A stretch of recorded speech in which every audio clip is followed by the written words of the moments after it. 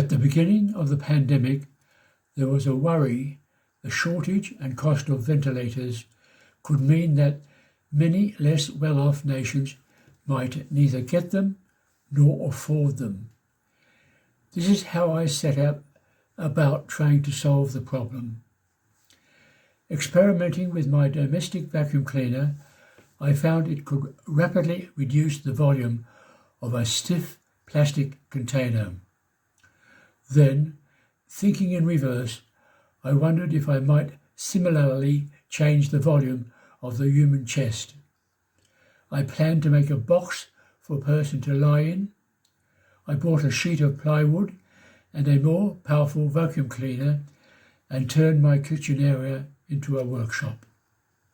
Sadly, globally, we have lost over 2 million people and are heading towards losing another million before vaccines take over.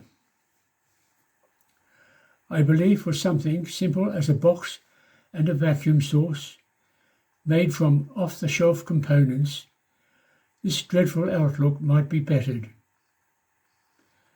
I must stress this device is untested. I cannot test it on myself because I am locked down and it needs another person here to do that. But I think its fundamental principle and provenance is sound, and its simple action and construction should speak for its safety. My name is John Shetrumpf, and I'm a retired surgeon. Whether in Mumbai, UK, Malay, USA, or wherever, this talk is for those doctors, nurses, and carers of patients who have COVID lung and who find their hospital or clinic cannot get or afford a standard positive pressure ventilator or a newer type of continuous negative pressure ventilator. I'm asking you to come on board, to consider making this simple device for your patients, to test it on yourselves and find out if it offsets the exhaustion of your patient's non-compliant lungs. If it works, let me and others know. If it doesn't, let me know. What I am presenting is called the Respite, Respiratory Assist Device, and it's a form of continuous negative pressure ventilator. The concept for it is not new, and in appearance is similar to a wooden version of the iron lung, which has been saving lives for nearly 100 years.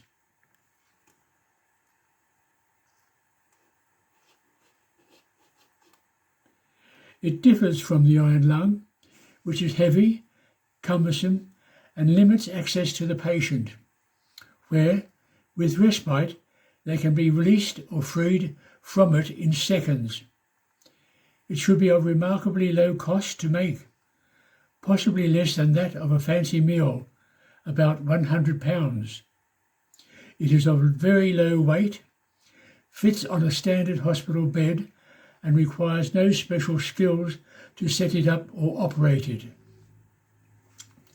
Standing end on, it has a very small footprint. It is important to appreciate there is no mechanical expiratory assistance with this device, as is the case of the iron lung. With Respite, this depends solely on lung and chest wall recall, and a manual vacuum release valve, which is at hand for the patient if needed. The respiratory rates and the tidal volumes are those determined by the patient's comfort and the negative pressure in the box, which I believe should be -10 to -20 centimetres of water. How to add a simple manometer for this will be shown later. Your patient will be conscious, cooperative, and will be able to eat, drink, chat, and tell you how they feel. As it is absolutely non-invasive, I believe it could complement the armamentarium of those treating such patients conservatively, even in a domestic setting with rest, oxygen, drugs, proning and physio. If it works for COVID, it is almost surely going to do so for some cases of COPD, and thus have an added use as it is easily cleansed for reuse. It could become a domestic item for those with this disease. I believe other advantages it has over similar devices is the easy patient release for proning and access for nursing. It allows hygienic reuse, self-proning, and broadly speaking is of one size fits all, and it only has one neck seal at the neck. It only has one seal at the neck. Unlike positive pressure ventilators, there are no complicated dials, gas mixtures, pressures, timing, or triggering devices to concern you. There is unfettered access to the mouth and nose for high flow nasal or other oxygen, for drinking and taking food. I call it the Respite because it reduces or relieves the exhaustion from inflating stiff lungs. Its gentle action should not damage the alveoli, as can happen from positive pressure ventilators, and thus avoid the toxic shock that kills.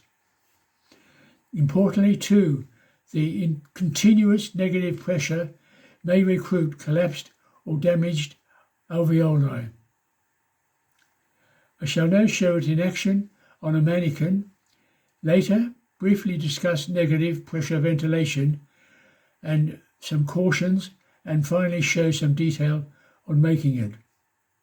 That's good. That's nice.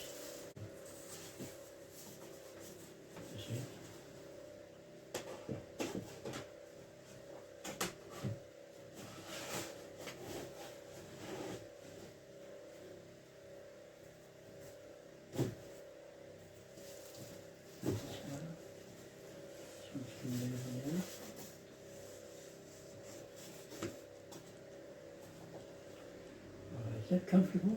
Mm, yeah. Right, well, I'm going to turn the vacuum on now and engage the manometer.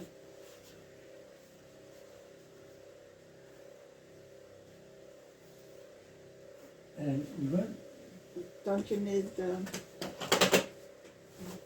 going to put this.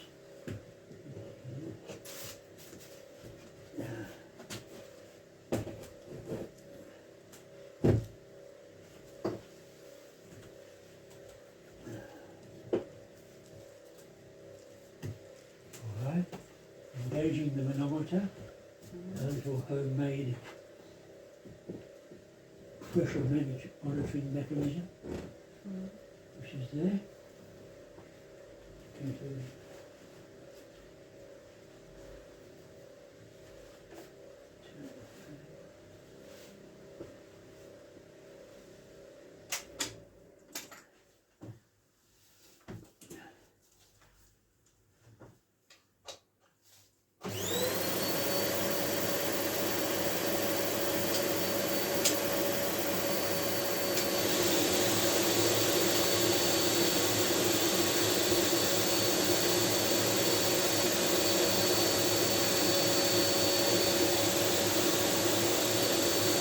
you feel the pulse? Sorry? You feel the pulse on your head? Yeah, around my neck. Okay, I think just put this on there.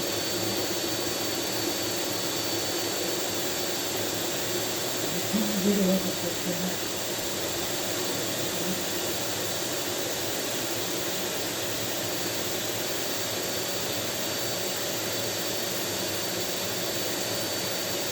How does it feel?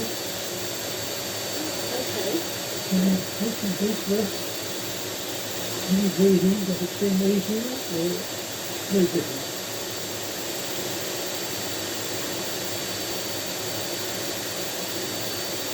Difficult to tell. Sure. How is got the problem? That's right. Is it sure?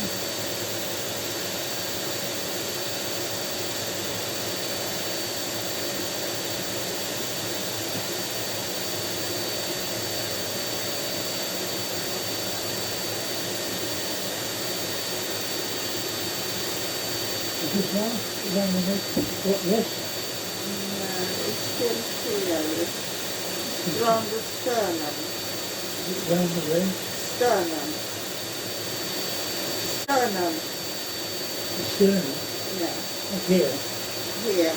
Just a little. Oh, yes. But it's not. Did you sense any pressure on your neck at all, much? Is it comfortable around like a collar? Quite comfortable? Yeah. All right. Well, what you'll do, Anne, you've shown how it's comfortable, I guess. And now I'm going to just turn that on. What we'll do will turn things off now. And if you would disperse it in the way, I will simply disengage that. Well, I feel sort of like the... Yeah. Yeah, there is a difference when you take the pressure away. It goes sort of down, so it must be doing some... Yeah. Raise it, sort of the bottom moves away when you took the pressure off. And then when it's... What, Annie? Well, when you took the pressure off, Yes. the bed I lie on, it moves away, whereas when you had the pressure on, it seems to go up, if you understand. Not quite, but anyway. Well, Okay. Take this one off. Take this one out gently. And then we'll take this one up. Take that right across. And this one right up now.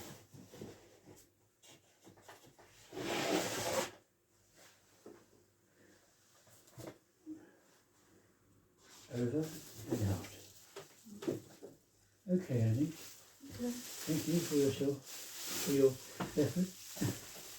what is that? Is that That's the the manometer? manometer. It's So the... I like using negative pressure ventilation because it's the natural way our lungs work.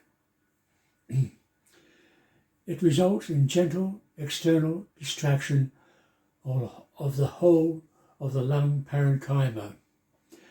The alveoli and the airways are instantaneously and simultaneously dilated, and in this manner there's unlikely to be damage to the structural integrity of the alveoli.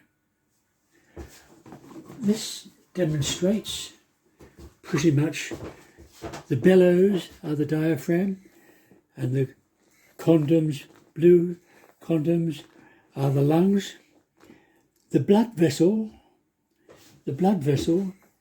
or the pulmonary circulation, is the red strip on your right, which you can see is being dilated at the same time as the lungs.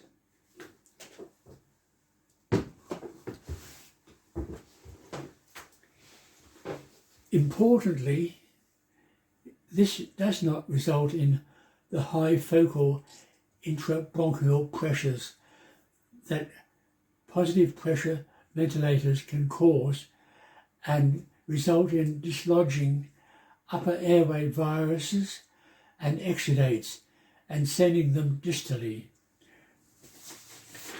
This is a tweet, a picture of a tweet, and it shows pretty much the situation between the two types of ventilation. Negative pressure at the bottom, failing to dislodge the exudate, and positive pressure at the top, giving a sort of behind it, so to call, sort of behind the actual bolus or behind the exudate, giving it a thump forward. This is also a tweet,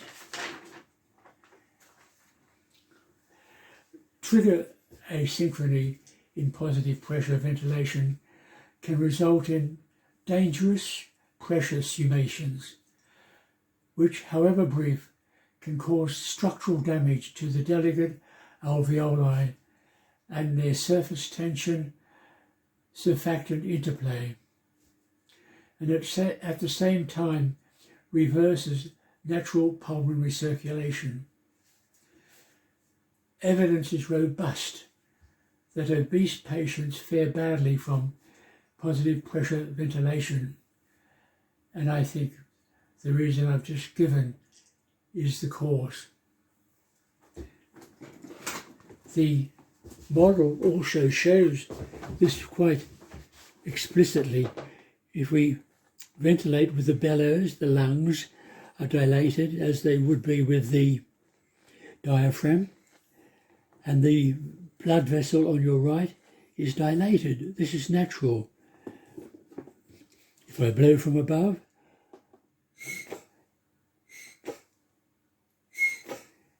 there is simultaneously a crushing of the blood vessel, or pressure crushing it, at the same time as the lungs are dilated. This is not natural, and there is asynchrony there between the flow of air into the lungs and the flow of the blood through the lungs.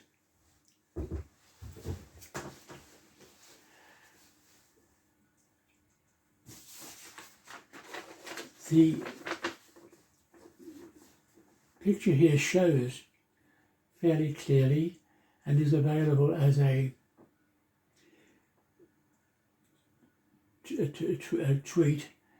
It shows the way in which this box can be made out of a single sheet of plywood. I think most of it's self-explanatory.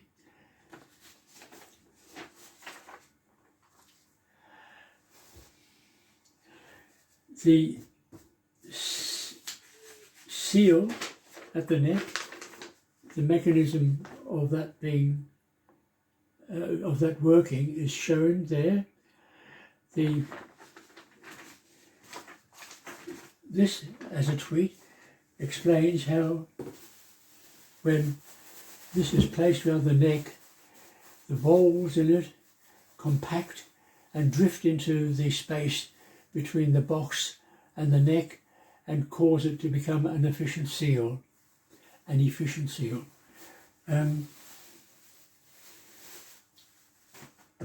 There is a tweet also describing how the lower edge of the box meets the firm edge of the underlying hospital mattress, and that seal is generated at the same time as the vacuum is applied. This is a bottomless box, and the effective bottom is made by the mattress.